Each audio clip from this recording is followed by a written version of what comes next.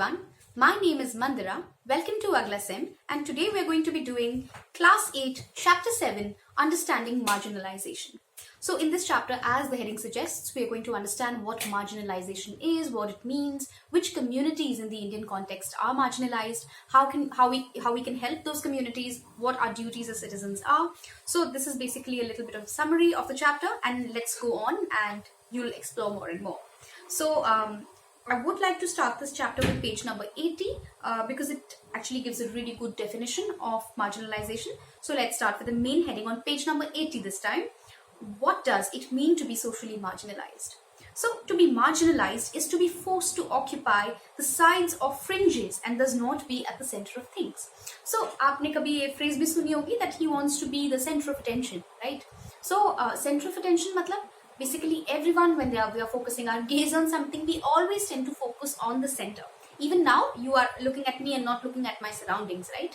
But what happens to those people who are sitting at the surroundings?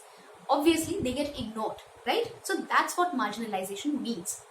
किसी के भी sides पे या फ्रिंजेस पे खड़े होना और उनको उतनी अटेंशन ना मिलना जितनी कि एक सेंटर स्टेज लोगों को मिल रही है, that is known as marginalization. This is something that some of you have probably experienced in the classroom or the playground. If you're not like most people in your class, that is if your taste in music and films is different, if your accent marks you as different from others, if you are less chatty, if you don't play the same sport, any of those things, then yep, you may feel marginalized. Okay, so in a social environment, two groups of people or communities may have the experience of being socially excluded, right?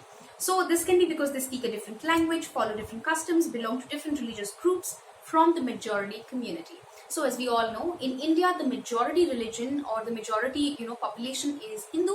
So जब हम marginalization की बात करते हैं, we will never talk about Hindus because we are already a majority population of the country, right? Around I think 75 to 80% are Hindus. So we talk about people who do not identify as Hindus, identify with different religions, or in another context, we talk about people who are who belong to a so-called lower caste, वो जो हमारे जो दलित cast and जो हमारी tribal caste हैं उनके बारे में, आदिवासीज, उनके बारे में हम लोग इस चैप्टर में पढ़ेंगे. Because if you belong to a more privileged section of the society, then you are already not facing a lot of discrimination.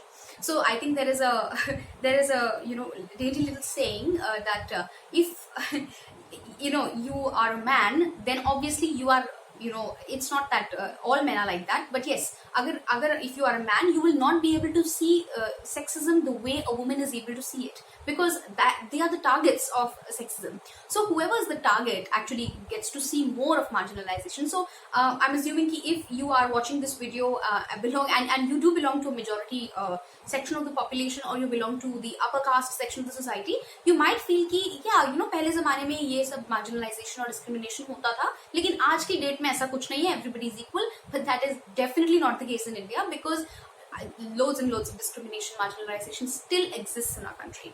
Okay, so let's start off with the comic on page number 91. It is about Adivasis and marginalization. So they are a family watching the Republic Day parade, and they are seeing कि वहाँ पर जो आदिवासी portrayal है, it is very very stereotypical, and basically they are portrayed as wearing fancy clothes and dancing a certain way, when that is not the only thing that you need to know about their culture. So then their grandfather starts explaining कि actually मैं आपको बताता हूँ कि how Richa culture is, where we come from, and he explains that suddenly one day him and his family and his whole forest जहाँ पे वो रहते थे, they were told that the forest is not theirs, and contractors came and they started building on their land, and they had to relocate. They had to be displaced from their land.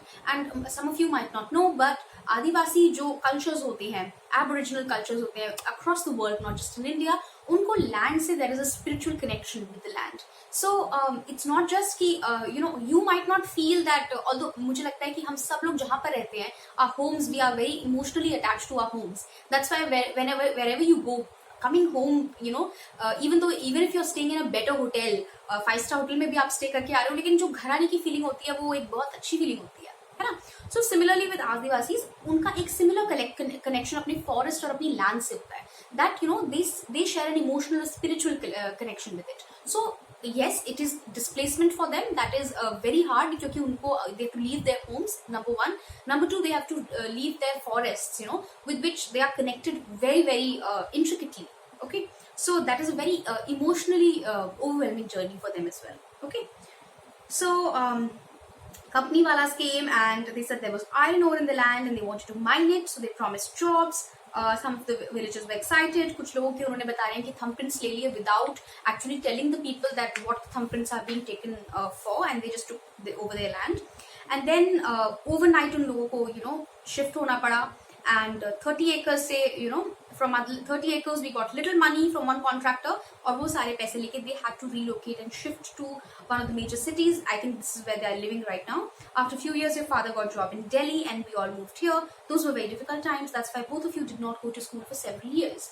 So even now, educational institutes have reservation policies for scheduled tribes, and that is very, very, it is a very good affirmative action. बहुत अच्छी चीज है, because उनके बहुत सारे past generations में ऐसे बच्चे हैं जिनकी बहुत सारी schooling उनके displacement की वजह से miss हुई है. So obviously you can't put them at the same level as you put a student who has had good schooling, very good foundation building, and has not had to relocate just because of their particular tribe. Okay, so अब हम थोड़ा सा पढ़ते हैं next heading में. वो who are Adivasis, page number 83. So Adivasis, the term literally means original inhabitants, and original inhabitants of the land, the forest, that's what they mean. Okay, as communities who lived, often continue to live in close association with forests. Okay, around 8% of India's population is Adivasi, and many of India's most important mining and industrial centers is located in Jamshedpur, Rourkela, Bokaro, Bhilai, among others. Near Orissa, a lot of these centers are located. Okay, so they are not homogeneous population. There are over 500 Adivasi groups in India. So I think अगर आपको कभी marginalization की feeling face करनी हो, and if you are lucky enough, then please travel to a country which is very white dominated, Caucasian dominated. वहाँ पर जाकर हमको एक perspective मिलता है that us, because of our brown skin, what kind of stereotypes people have about us. Do they think that we always smell like curry, or butter chicken is the national food of India? But that's not true, right? अगर किसी आप foreign से पूछोगे जो कितना informed नहीं है, he'll probably say that, oh yeah, I've heard आपके खाने के बारे में मैंने सुना है, it is butter chicken, naan. But we know that it is not just that. We have so many languages within India. We have so much, so many different kinds of foods within India. So that is exactly us, what we do to our marginalized population. We think that all Adivasis are alike, when in reality they have several different communities within their own existence, right? So ऐसा नहीं करना है. So you have to be really appreciative of another person's culture. Homogeneous का मतलब होता है सबको एक जैसा समझना.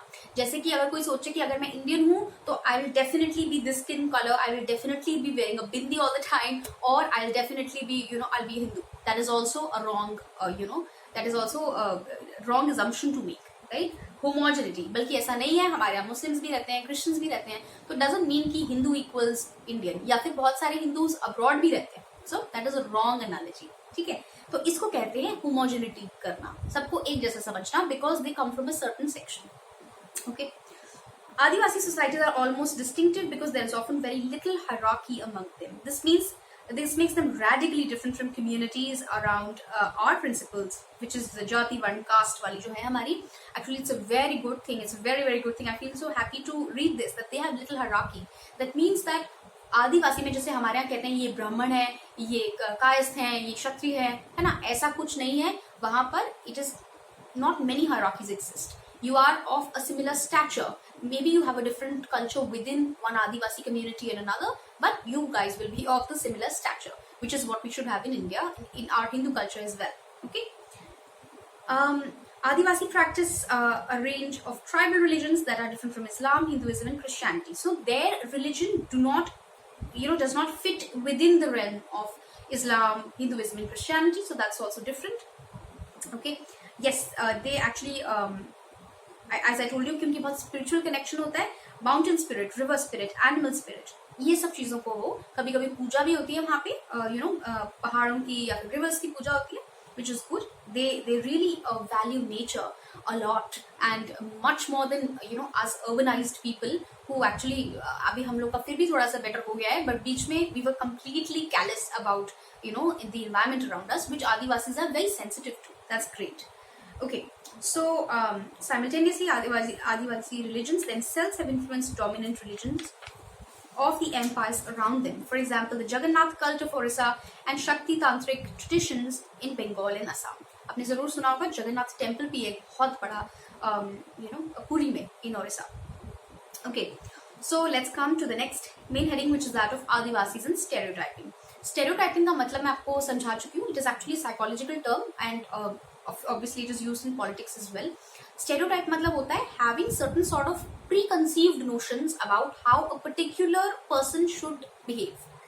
For example, as I told you कि अगर कोई if someone thinks that I am a Hindu, तो I must अगर ये हिंदू है तो definitely शायद कृष्ण भगवान की भक्त होगी. So they are kind of assuming, ठीक है, without asking me whether I do that or not. Or if someone assumes that I'm a woman and then they are like, oh, actually, maybe you want to just become a housewife and you want to become a homemaker, and there is nothing wrong in becoming a homemaker, but because people sort of think कि अगर lady है तो घर का काम आता ही होगा, that is a wrong assumption, that is a stereotype. You should not say those kind of things. If you are a human being, then you should know how to do basic chores of the house. A woman by herself is not any कोई specific genes या कोई hormones नहीं होते ladies के अंदर कि उनको घर का काम करना ज़्यादा अच्छा लगे. So when people say that, they are portraying an example of a stereotype. Okay. Adivasis are invariably important in portrayed in very stereotypical ways. Colorful costumes, headgear, through their dancing. आपने जरूर उनका stereotype एक portrayal देखा होगा जहाँ पर वो लगा के और यहाँ पर पत्ते लगा के people crack really crass jokes also on them. So it is not it is very bad to do that. This often leads to people believing that they are exotic, primitive and backward, जबकि ऐसा नहीं है. Adivasis and then people एक और चीज होती है हमारी, वो होता है स्केपगोटिंग. स्केपगोटिंग ये होता है कि जब आपको कोई ब्लेम करने को नहीं मिल रहा है पूरे कंट्री में, तो उठा के माइनॉरिटी पे ब्लेम डाल दो. ठीक है, तो अगर कंट्री में फॉर एग्जांपल बैकवर्ड है हमारा कंट्री या कोई डेवलपमेंट नहीं हो पा रही है, तो उठा के वो प्रिमिटिव लोगों पे डाल देंगे. ठीक है, ये टर्म यहाँ पे यूज नहीं है, so please don't feel free to skip over that, just for extra knowledge.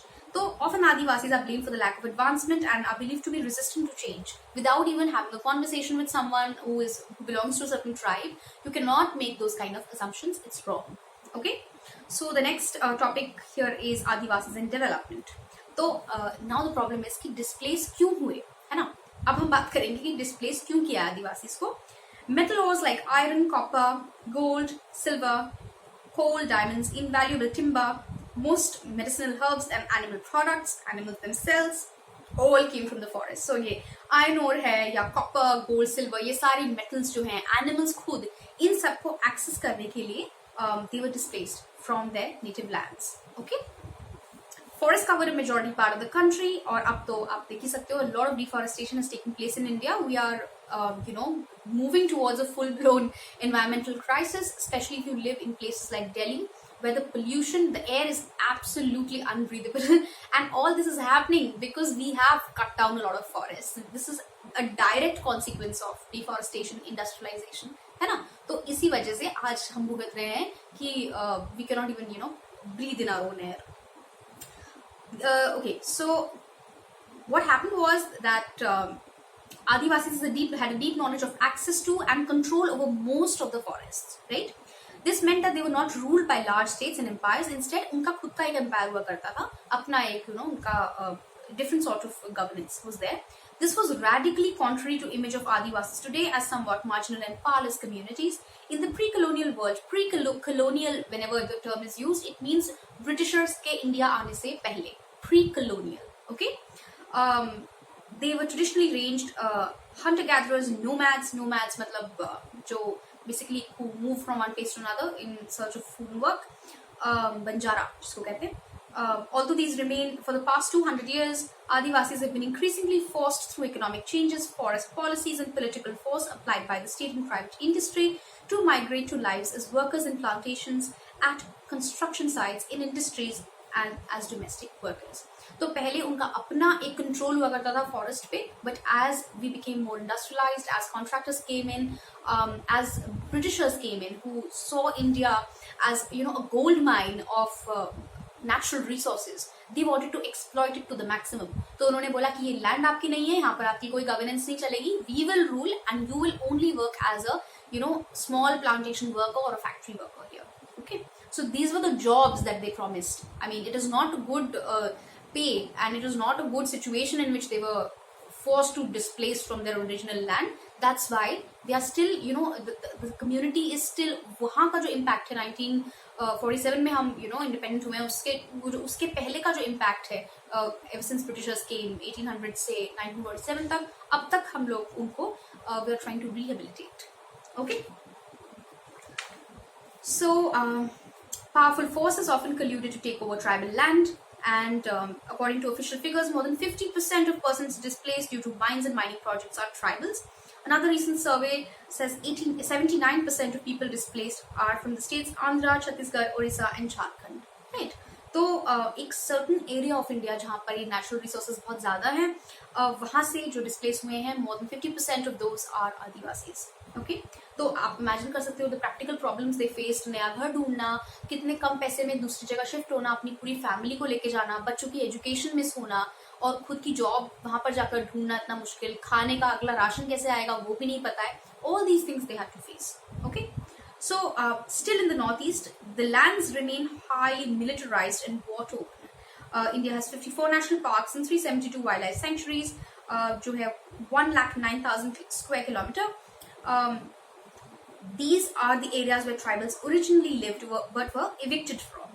When they continue to stay in these forests, they are termed as enclosures. So imagine that you are living in the house right now, and some colonial power, some foreigner comes and says कि यहाँ से जाओ, because this is where we're going to build a factory, and if we are kind to you, then we will give you a job and offer you very little pay in exchange for that job in the factory, and you have to take it up. आप उसको take up करते हो, but if you say that this is my land and I'm going to stay here, you are termed as an encroacher. कि आप अपनी ही land पे encroach कर रहे हो. This is exactly what they did to Adivasis back in that time, and that is why अभी तक आप सोच रहे होगे ना कि ये नक्सलाइट्स क्या होते हैं, ये क्या होता है, वो क्या होता है. It is extremely war-torn region. वहाँ पर militant groups अपने बन गए हैं जो want to prevent their tribes. They don't have a good understanding. अब इंडियन गवर्नमेंट भी आ गई है, फिर भी उनसे बातचीत करने में बहुत मुश्किल होती है ना. They are very defensive about their stuff, and obviously होंगे ही, because they were forcefully displaced from their land. So we ought to empathize with them. ठीक है. So one of the main problems faced by tribal children are that they are malnourished, and literacy rate, पढ़ा लिखा वाला जो rate होता है, that is also very low. Okay, so as quoted here, one of the Adivasis is describing that they took our farming land, they took some houses, they took the cremation ground, temple, well, pond. How will we survive? पूरा उनका जो एक social circle, social strata, all the land that they had, they took everything away. So no wonder that they are, mad at us, mad at the British government. Obviously, they will be, they ought to be. So let's talk about the next topic, which is that of minorities and marginalization. So this topic basically encompasses issues of power, access to resources, and social and cultural dimensions. ठीक है.